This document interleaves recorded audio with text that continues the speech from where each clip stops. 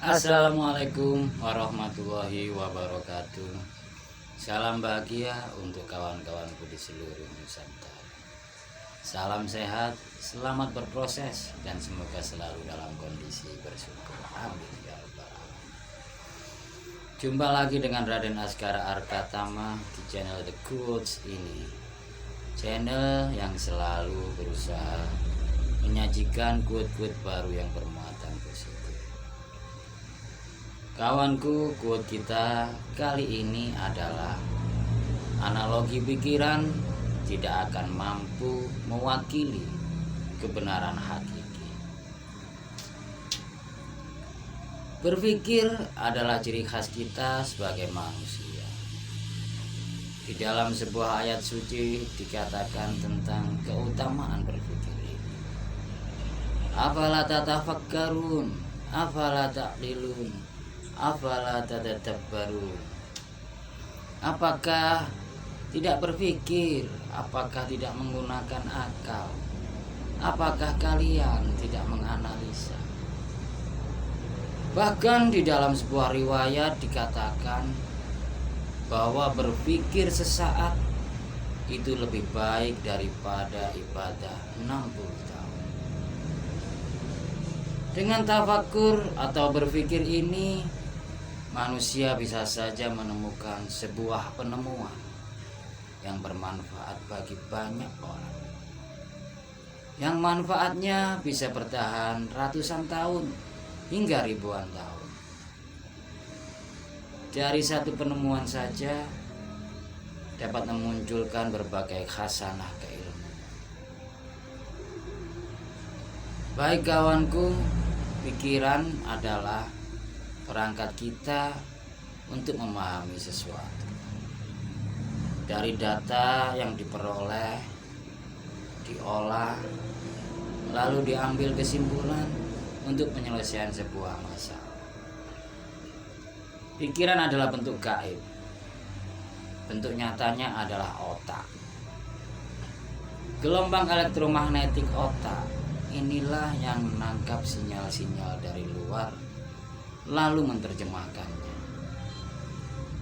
Oleh gelombang pikiran, terjemahan tadi dikomunikasikan ke dalam jantung secara otomatis. Oleh gelombang elektromagnetik jantung yang biasa kita sebut hati atau benak. Benak atau hati ini bertugas menafsirkan, memahami, mempersepsikan informasi dari pikiran. Oleh karena itu, hati masih dualitas. Hati masih mempunyai dualitas antara senang dan susah, antara percaya dan tidak percaya, antara cinta atau benci. Lalu peran akal di mana? Akal berperan untuk memilah mana yang boleh, mana yang tidak boleh. Karena gelombang akal yang aktif inilah yang mudah menangkap sinyal-sinyal ilahiyah. Oleh karena itu ada yang menyebutnya akal budi. Akal dan hati ini saling terkait erat. Akal bisa lelah jika digunakan terus-menerus. Ada dua hal kerja hati yang akal tidak mampu melakukannya, yaitu iman dan cinta. Namun kawanku, seringkali kita menyangka bahwa pikiran, akal, dan hati ini adalah diri kita. Coba kita renungkan, siapa sih diri ini? Apakah yang kita pikirkan? Atau apa yang kita sangka dalam perasaan kita? Seperti contoh, saat ada informasi yang membuat kita emosi, pikiran langsung mengolah data, menerjemahkan, memahami, dan mengambil kesimpulan apa langkah yang harus diambil. Lalu dikomunikasikan dengan hati. Boleh gak nih? Akal juga begitu, memilah. Boleh gak nih? Gimana nih? Namun akal tidak bisa mengambil keputusan untuk bertindak secara lahir. Hatilah yang di sini yang bisa memutuskan. Seperti contoh perbuatan mencuri, akal kita mengerti apa maksud mencuri ini. Hati kita juga tahu akan hal itu. Akal memilah-milah mana yang benar dan mana yang tidak benar, mana yang boleh dan mana yang tidak boleh. Namun apabila hati memutuskan lanjut, maka pikiran tidak bisa menolak. Dia tetap menjalankan. Pikiran tetap menjalankan perintah hati dengan berbagai analogi-analoginya. Walaupun tahu bahwa perbuatan mencuri itu perbuatan yang merugikan. Nah, poin pentingnya di sini kawan. Kita seringkali menyangka bahwa pikiran, akal, dan hati ini adalah diri kita. Padahal masih ada kolbu. Kolbu ini lebih dalam, lebih halus, lebih lembut. Kolbu inilah yang bersifat netral. Maksud netral di sini adalah kolbu selalu mengajak kembali kepada Tuhan. Bukankah Tuhan tidak pilih kasih? Bukankah Tuhan selalu mengasihi kepada semua makhluknya, baik yang iman maupun yang ingkar kepadanya? Lalu bagaimana caranya? Ada selembar ajaran, yang ajaran ini sebenarnya adalah ajaran tua. Sudah diajarkan sejak awal-awal manusia diciptakan.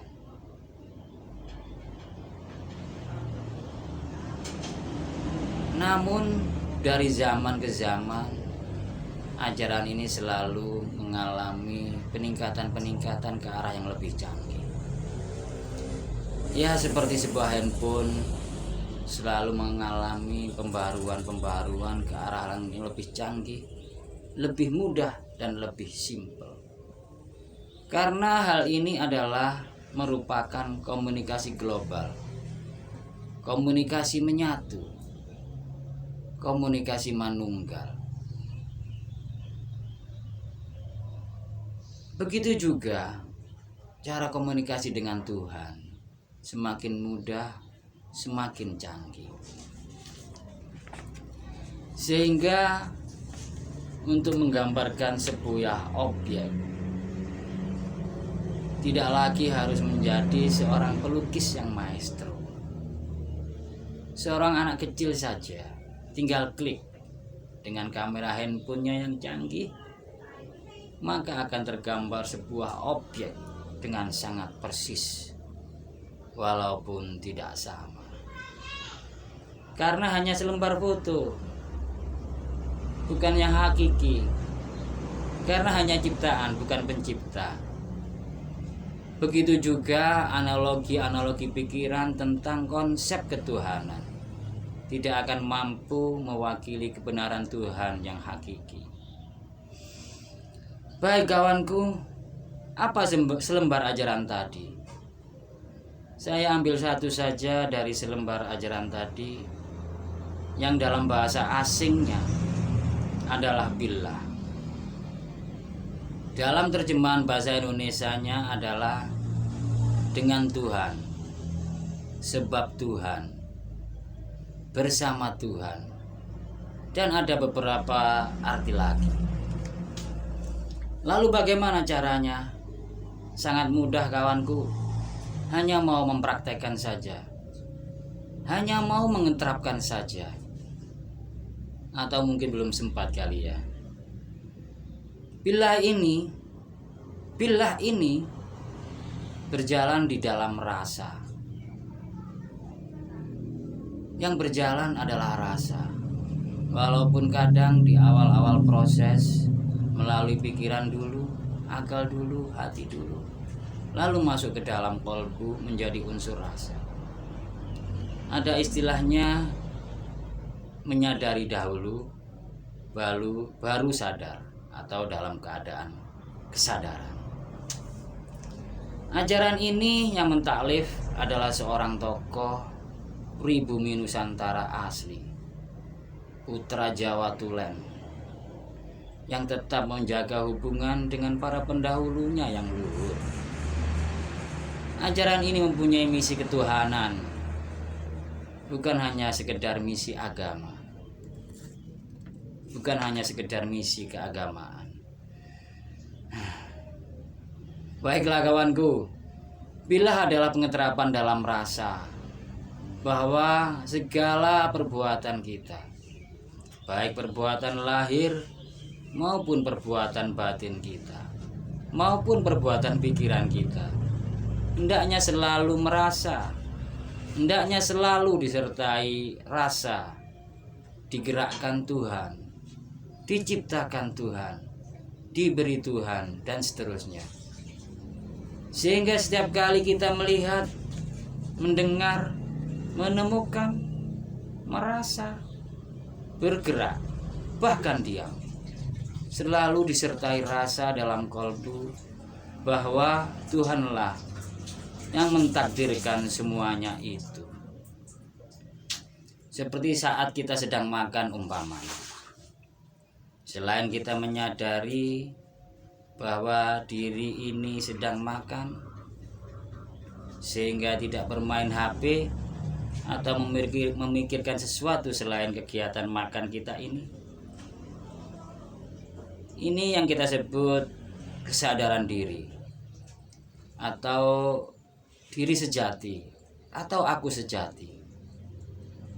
Hendaknya kesadaran diri ini kita teruskan ke kesadaran Tuhan.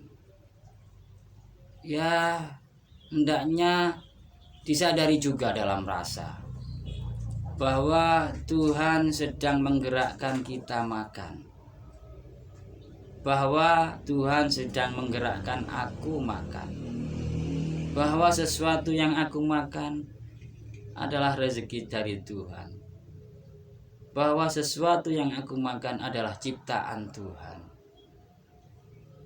Cara bilah ini kalau dilatih terus-menerus kawanku di dalam rasa, maka berada di dalam dasar samudra energi keesaan Tuhan sangat mungkin akan segera tercapai, sehingga sang aku sejati pun tersenyum, sehingga sang guru sejati pun mengangguk tanda setuju. Baiklah kawanku, itulah quote kita hari ini. Semoga ada manfaat yang bisa diambil. Oh ya kawanku, ajaran bilah tadi bukan analogi pikiran saya, melainkan ijtihad seorang tokoh yang luhur. Akhir kata dari saya, Raden Askar Arkatama, mohon maaf yang sebesar-besarnya. Jangan lupa subscribe, like, comment, and share, dan nyalakan lonceng notifikasinya. Wassalamualaikum warahmatullahi wabarakatuh. Salam bahagia, selamat berproses bagi para pejalan spiritual, dan semoga selalu dalam kondisi ditakdirkan bersyukur. Amin ya robbal alamin.